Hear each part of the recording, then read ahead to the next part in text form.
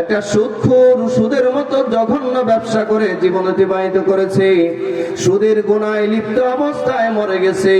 এই মানুষটাকে কবর থেকে হাসরের মাঠে জিনে ধরা রোগীর মতো মাতাল বানিয়ে ওঠানো হবে। এটা লস, এটা কোনো রূপক কথা নয়, এটা কারো বলানোর কথা নয়, এটা কারো ইচ্ছাকৃত কথা নয়। আল্লাহ সুস্পষ্ট ভাষায় বলে দিয়েছেন, সুদের মতো জঘন্য লেনদেনে যারা জড়িত এই মানুষগুলোকে হাসরের মাঠে কবর থেকে উঠানোই হবে পাগল বানায়া। আল্লাহ সুবহানাহু ওয়া তাআলা আসমান জমিন বানিয়েছেন, এতে কোনো সন্দেহ আছে? আসমানটা কে সৃষ্টি করেছেন? জমিনকে সৃষ্টি করেছেন। আমাদেরকে যত্ন করে কে সৃষ্টি করেছেন? আল্লাহ। এমনি বানাইছেন, কোন উপলক্ষ ছাড়া, কোন উদ্দেশ্য ছাড়া না, একটা মহান উদ্দেশ্য সামনে রেখে সৃষ্টি করেছেন। কি উদ্দেশ্য? বান্দা যেন আল্লাহর ইবাদত করে। জিন আর ইনসান আল্লাহ সৃষ্টি করেছেন কিসের জন্য? ইবাদতের জন্য। এই কথা আপনারা বহুবার শুনেছেন। এখন ইবাদত কোন পথে হয়? মা মা'নাল ইবাদা, ইবাদত কাকে বলে? ইবাদতের সংজ্ঞা কি? ইবাদতের ডেফিনেশন কি? ইবাদত বলতে আমরা কি করি আর কি বুঝি? অবশ্যই এই সংক্ষিপ্ত টাইমে এই ব্যাপারে বিস্তারিত আলোচনা করা সম্ভব না, তবে আমি এতটুকুন বলি, আমাদের এই সমাজে ইবাদত বলতে আমরা কয়েকটা বিষয়ে নিজেদের ইবাদতকে সীমাবদ্ধ করে ফেলেছি, মনে করছি এগুলো ইবাদত, এর বাইরে আর কোনো ইবাদত নয়।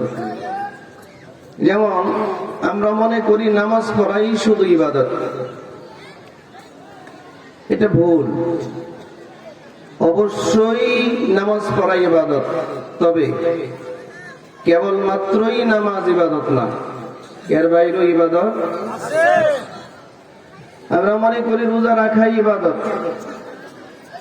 আবারও বলছি অবশ্যই রোজা রাখা ফরজ ইবাদত, কিন্তু শুধুমাত্রই রোজা রাখা ইবাদত না, এর বাইরেও ইবাদত আছে। এই ছেলে, এটা বন্ধ করো, এটা বন্ধ করো।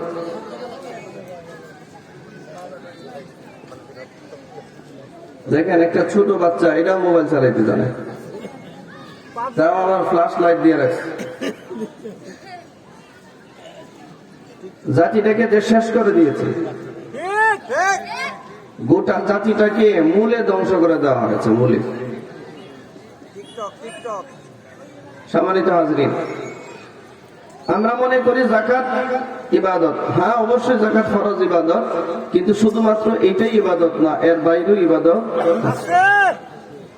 আমরা মনে করি হজ করা ইবাদত, হ্যাঁ অবশ্যই হজ করা ফরজ একটা ইবাদত, কিন্তু এর বাইরেও অজানা আমাদের বহু ইবাদত রয়েছে যেটার ব্যাপারে আমরা কোনো খবর রাখি না। এর মধ্যে একটা ইবাদত হচ্ছে বাবার রেখে দেওয়া সম্পত্তিতে বোনদের হক দেওয়া। বলেন, বাবার রেখে দেওয়া সম্পত্তিতে বোনদের হক প্রদান করা, এটা কি নফল, মুস্তাহাব, সুন্নত, ওয়াজিব না ফরজ? বলেন, ওইটা কি? ফরজ। তো আমাদের সমাজে যারা নামাজ পড়ে, আমাদের সমাজে যারা সাধারণত দান সাদাকা করে, আমাদের সমাজে যারা বিভিন্ন ইবাদতের সাথে সম্পৃক্ত, খোঁজ নিয়ে দেখেন শতকরা 90 থেকে 95% মানুষ এই জায়গায় ফেল করে। ঠিক একজনে বলে, এতে বোঝা যায় যে এই রোগীর সংখ্যা কত পরিমাণ, ঠিক না? নামাজ পড়ে 5 ওয়াক্ত, কিন্তু বাবার রেখে দেওয়া সম্পত্তির সুষম বন্টন করে নাই।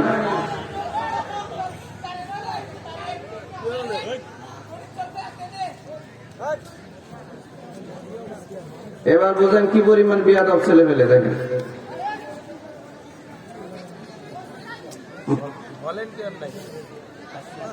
মাদ্রাসার ছাত্র নাই নাকি? এদেরকে একটু সরাই দেন ভাই। আপনারা সুরের ওয়াজ শুনছেন না? আমার আগে যে ভাই কথা বললো, আমি তো তার সুরের মূর্ছনায় মুগ্ধ হয়ে গেছে। কি সুর, মাশাআল্লাহ। আল্লাহ তার সুর আরো বাড়াইয়া দেখ। পাশাপাশি আল্লাহ ইলমি আলোচনা আরো বেশি করার তৌফিক দান করুন, যেটা মানুষের উপকার হবে, এটা দরকার, ঠিক কিনা? আমি সুর দিতে পারবো না, যতটুকু পারি সংক্ষিপ্ত আকারে দেওয়ার চেষ্টা করব। সুর দিয়ে অনেক তত্ত্ববহুল কথা বলা যায় না, যেটা এমনি বোঝানো যায়।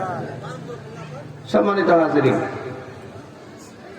শতকরা 95 জন মুসলমান বাবার রেখে দেওয়া সম্পত্তিতে বোনদের হক সুষম বন্টন করে না। কথাটা সত্য না মিথ্যা?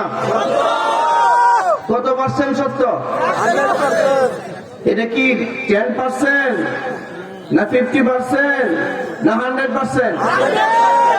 100% সত্য। তাহলে যেই নামাজি নামাজকে ইবাদত মনে করে, এই নামাজি তার বাবার সম্পত্তিতে বোনদের যে হক আছে এটাকে কেন ইবাদত মনে করে না? হ্যাঁ,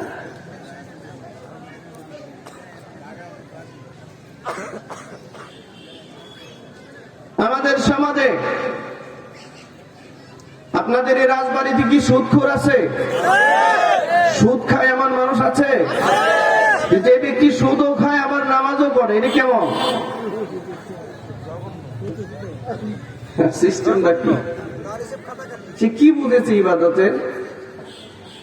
এই মর্মে আমাদের সামনে আমি কিছু তিলাওয়াত আমি আপনাদের সামনে করেছি সূরা বাকারা 275 নম্বর আয়াত থেকে আমি কিছু তিলাওয়াত করেছি। বুখারী মুসলিমের এখানে হাদিস তিলাওয়াত করেছি। আমি জানি আমার এই কথাগুলো আপনাদের ভালো লাগবে না, মুচেও পছন্দ হবে না। অনেকে মনে মনে নিয়ত করে ফেলতেছেন কোন সুতায় উঠে যাওয়া যায়। এখন উঠেন না, এখন উঠলে বুঝবো যে আপনি এই রোগে আক্রান্ত। এই মুহূর্তে উঠেন না, একটু ধৈর্য ধরে শুনে। আর আমি আপনাকে ইনশিওর করছি, আমি আপনাকে কষ্ট দেওয়ার জন্য বলছি না, আমি বলছি আপনি ফিরে আসুন। ফিরে আসা ছাড়া রাস্তা নাই, ফিরে আসা ছাড়া রাস্তা। আল্লাহ তাআলা বলেন, এই মোবাইল সব বন্ধ করেন, সবাই মোবাইল বন্ধ করেন, কথাগুলো একটু মেহেরবানি করে শুনুন। আল্লাহ তাআলা বলেন, বিসমিল্লাহির রহমানির রহিম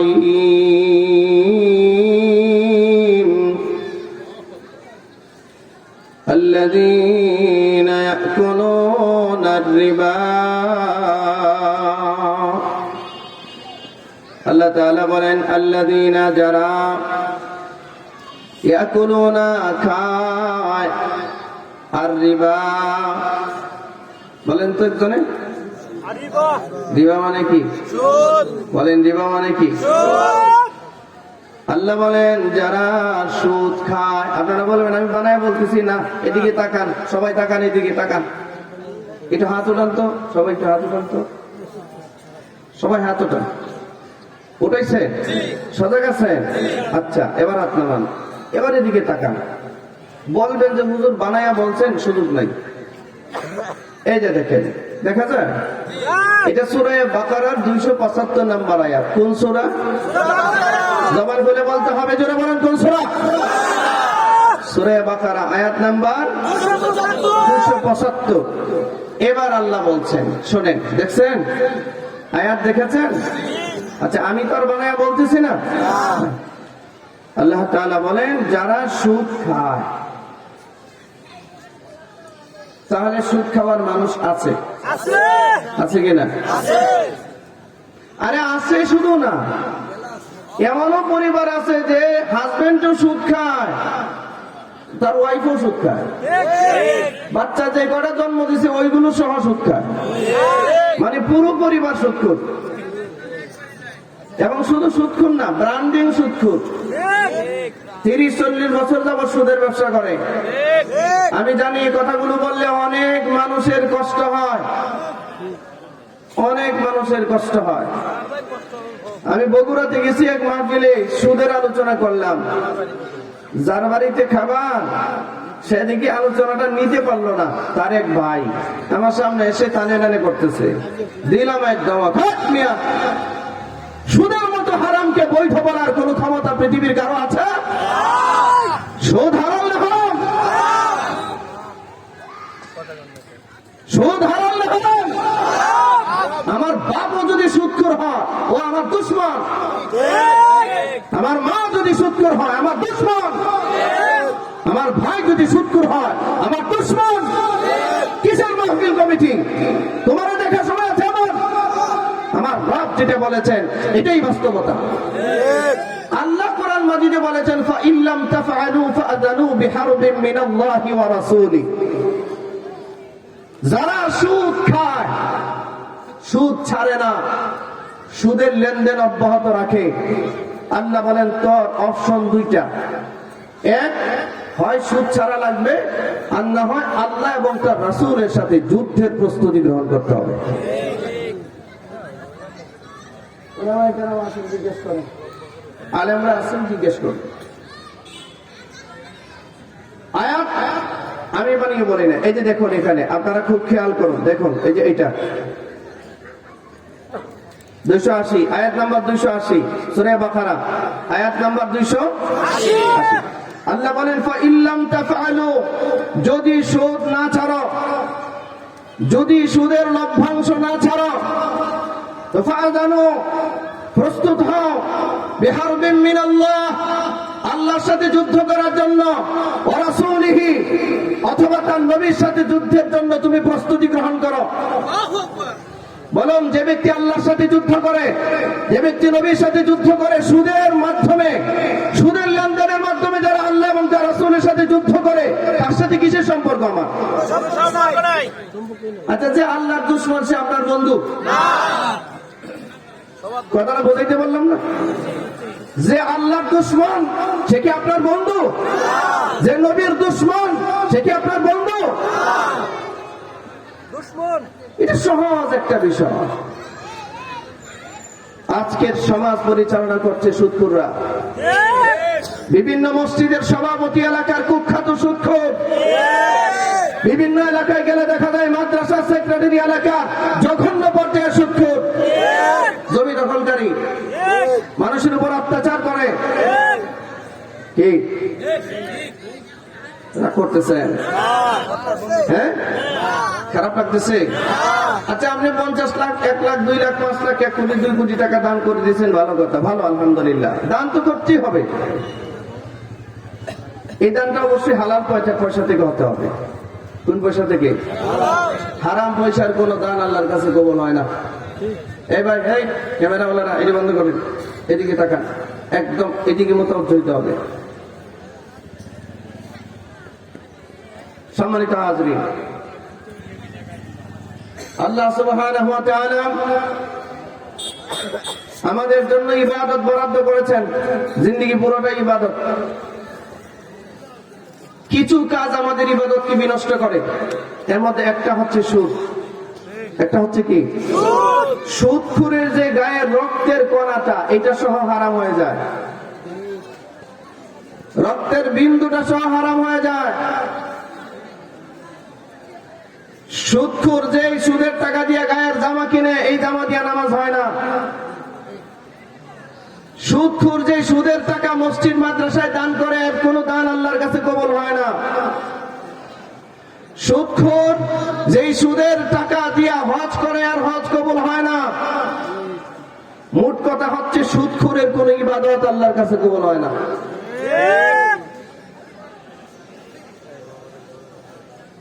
বলেন, আমরা কষ্ট করে নামাজ পড়ি, রোজা রাখি, হজ করে যাকাত দেই, যে একটুখানি ভুলের কারণে যদি ইবাদত বিসর্জন দিতে হয়, তাহলে এটা আমাদের জানা দরকার না? এখান থেকে ফিরে আসার দরকার না? দেখেন আল্লাহ তাআলা কি বলেন, বিসমিল্লাহির রহমান আল্লাযীনা ইয়াকুলুনা আর-রিবা, যারা সুদ খায়, লা ইয়াকুমুন, এরা দাঁড়াবে না, ইল্লা, তবে, কামা ইয়াকুমুল্লাযী ইয়াতাখাব্বাতুহু শাইতানু মিনাল মাস, কোন মানুষকে যদি শয়তান স্পর্শ করে, কোন ইনসানকে, কোন মানুষকে যদি জিনে ধরে, আপনাদের রাজবাড়ি থেকে জিনে ধরা রোগী আছে? জিনে ধরে না? দুষ্ট শয়তান আসর করে না? দেখবেন দুর্বল একটা মানুষ, দুর্বল, ধাক্কা দিলে পড়ে যায়। এরকম একটা মানুষের উপরে যদি জিনে আসর করে, তাহলে তাকে শক্তিশালী 10 জন মানুষ মিলিয়েও ধরে রাখতে পারে না। ঘটনা কি? কারণ তার জিনে ধরেছে, জিনে আসর করেছে, মাতাল হয়ে গেছে। জিনে ধরা রোগী মা ছিল না, বাবা ছিল না, জিনে ধরা রোগী ভাই ছিল না, বোন ছিল না, জিনে ধরা রোগী স্বামী ছিল না, স্ত্রী ছিল না। জিনে ধরা রোগী মাতলামি করে, পাগলামি করে। রব্বে কারীম কোরআনে কারীমে সূরা বাকারা 275 নম্বর আয়াতে বলেন, একটা সুদখোর সুদের মতো জঘন্য ব্যবসা করে জীবন অতিবাহিত করেছে, সুদের গুনাহে লিপ্ত অবস্থায় মরে গেছে। এই মানুষটাকে কবর থেকে হাসরের মাঠে জিনে ধরা রোগীর মতো মাতাল বানিয়ে ওঠানো হবে। এটা লস, এটা কোনো রূপক কথা না, এটা কারো বলানো কথা নয়, এটা কারো ইচ্ছাকৃত কথা নয়। আল্লাহ সুস্পষ্ট ভাষায় বলে দিয়েছেন, সুদের মতো জঘন্য লেনদেনে যারা জড়িত, এই মানুষগুলোকে হাসরের মাঠে কবর থেকে উঠানোই হবে পাগল বানায়া।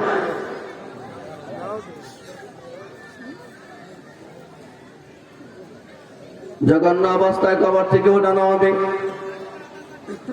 কারণ কি? আল্লাহ তাআলা রিজন বর্ণনা করছেন এরপরে আয়াত, যালিকা বিআন্নাহুম ক্বালু ইন্নামাল বাই'উ মিথলুর রিবা।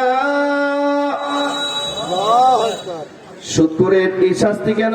আল্লাহর নবী ও আল্লাহ তাআলা বলেন, যালিকা বিআন্নাহুম ক্বালু, সুদখোরদের শাস্তি দেওয়ার কথা কারণ হচ্ছে, রিজনটা হলো, এরা বলে, সুদখোররা বলে, ইন্নামাল বাই'উ মিথলুর রিবা, ক্রয় বিক্রয়, ব্যবসা বাণিজ্য আর রিবা, অর্থাৎ ব্যবসা বাণিজ্য আর সুদ বরাবর।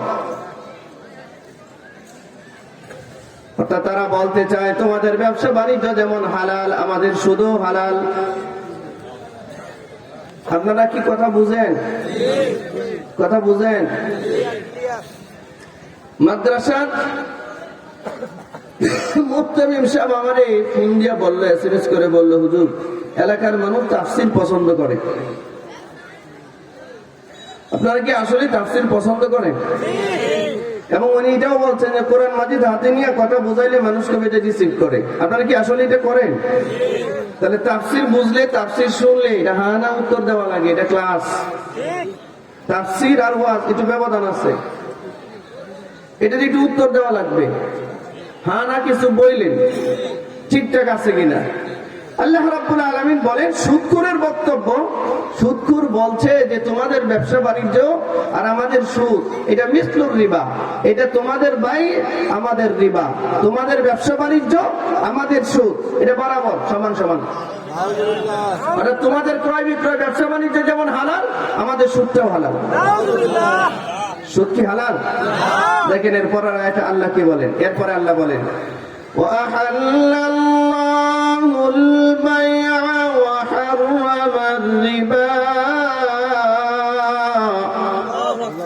আল্লাহ বলেন, আমি আল্লাহ বাই ক্রয় বিক্রয় ব্যবসা বাণিজ্যকে হালাল করছি। কি করছি?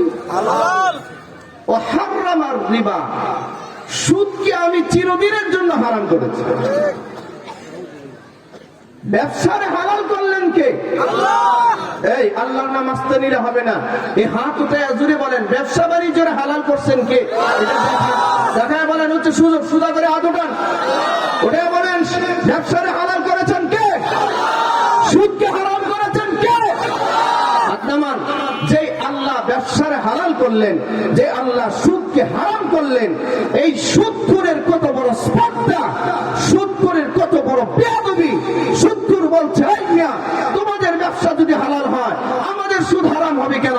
তোমাদের ব্যবসায় যেমন বিজনেসে যেমন পুঁজি আছে 20 লাখ, 20 কোটি, 50 কোটি, আমাদের সুদের মধ্যেও 10 লাখ, 20 লাখ, 50 লাখ টাকা ব্যবসা, আমাদের সুদের মধ্যেও তো পুঁজি আছে। সুদের ব্যবসা তো পুঁজি ছাড়া করা যায় না।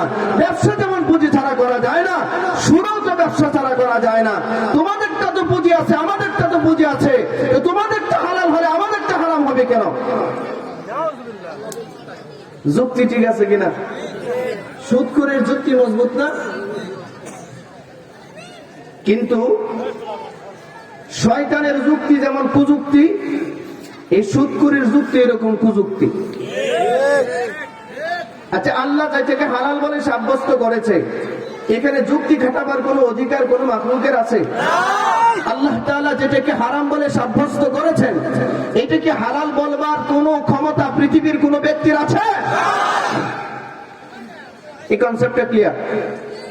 বলেন, মধু খাওয়া কি? মধু মধু হালাল, মধু খাওয়া হারাম?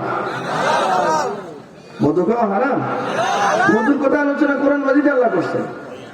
মধু খাওয়া কি? আমি একথা বলে মধু খাওয়া কি? হালাল। আর মদ খাওয়া কি? যদি বলেন মদ খাওয়া কি? হারাম। এই হুদুদ, এই সীমা রেখা, এই মানদণ্ড, এই কনস্টিটিউশন, এই সংবিধান দিয়েছেন আল্লাহ। মধু খাওয়া পৃথিবীর মানব জাতির জন্য হালাল করেছেন, আর মদ খাওয়াকে মানব জাতির জন্য হারাম করেছেন আল্লাহ। এখন যদি কোন সুদখোর, কোন মদখোর বলে, কোন মদখোর যদি কথা বলে তোমাদের মধু খাওয়া, মধু আর মদ শব্দ কাছাকাছি না? শব্দ কাছাকাছি না? বড় ধ আর ছোট দ, এটাই তো ব্যবধান নাকি? যদি কোন মদখোর বলে তোমাদের মধু খাওয়া যদি হালাল হয়, আমাদের মদ খাওয়া হালাল। মধু যেমন তরল জিনিস, মদও এমন তরল জিনিস, তো তোমাদেরটা হালাল হলে আমাদেরটা হারাম হবে কেন? কথা বলেন না কেন? আচ্ছা, এই প্রশ্নের যে জবাব, সুদখোরের ওই প্রশ্নের একই জবাব।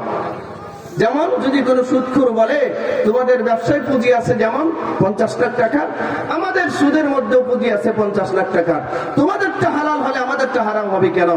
এই কথার দ্বারা কি অপরাধ করেছে সুদখোর? প্রথমত অপরাধ করেছে আল্লাহর দেওয়া হুদুদ, আল্লাহর দেওয়া হালাল হারামের বিধানকে সে অমান্য করেছে। আল্লাহর দেওয়া হালাল হারাম, হালাল হারামের বিধান যে অমান্য করে, সে তখন আর মুসলমান থাকে না। মনে রাখবেন, একটা মানুষ যদি নামাজ না পড়ে এতে করে কাফের হয় না, কিন্তু কেউ যদি নামাজকে অস্বীকার করে, ইনকার করে, তখন সে কি হয়? একটা মানুষ যদি সুদটাকে পাপ হিসেবে মেনে নিয়ে সুদ খায়, তখন সে কাফের হয় না, গুনাহগার হয়, কবিরা গুনাহ হয়। কিন্তু একটা সুদখোর যদি সুদটাকে হালাল সাব্যস্ত করে খাওয়া শুরু করে, ওলামা হযরতদেরকে জিজ্ঞাসা করেন, তখন সে আর শুধু কবিরা গুনাহ নয়, সে সাথে সাথে কাফের হয়ে যায়, কুফরি করে। কথা কি বুঝাইতে পারছি? তাহলে এটা সুদখোরের প্রথম অপরাধ। আল্লাহ রাব্বুল আলামিন সুদখোরের ব্যাপারে সিদ্ধান্ত নিয়েছেন, এই সুদখোর যদি কবর থেকে পাগল হিসেবে যখন উঠে দাঁড়াবে হাসরের ময়দানে, মনে রাখবেন, যে মানুষটা যে হালতে মারা যায়, কবর থেকে তার হাসরের মাঠে এই হালতে উঠানো হবে।